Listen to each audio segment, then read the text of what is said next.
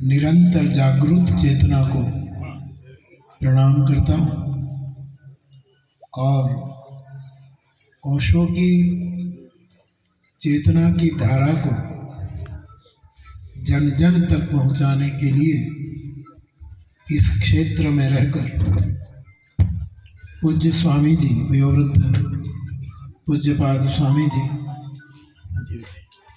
आपने अभी जो मैंने विवरण सुना उसके मुताबिक इस स्थान को और सचेत किया और यहाँ इस आश्रम की स्थापना हुई। आप अनंत अनादि जी, हमारे स्वामी जी, यहाँ के सभी संचालक और आप सभी ओशो प्रेमी भाई बहन, आप सबको मेरा प्रणाम। जय सिया राम। बाप, वैसे तो मेरा व्यासपीठ पर ही बोलता हूँ, बाकी मैं मौन रखता हूँ।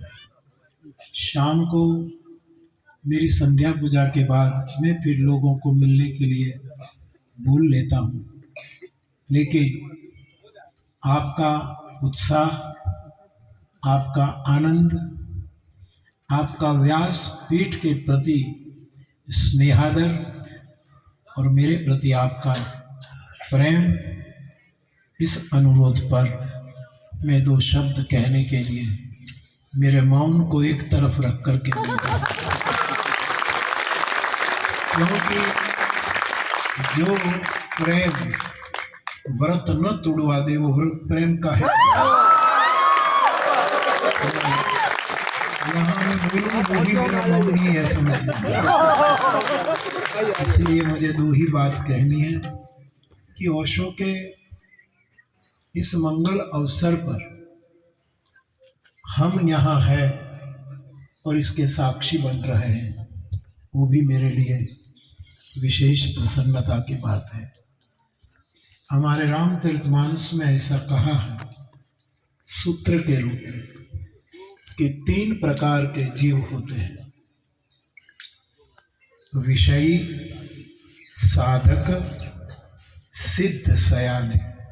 3 प्रकार के जीव। सभी महापुरुष जीव की श्रेणियों को बिलक बिलक ढंग से अपनी अनुभूति से प्रस्तुत करते हैं।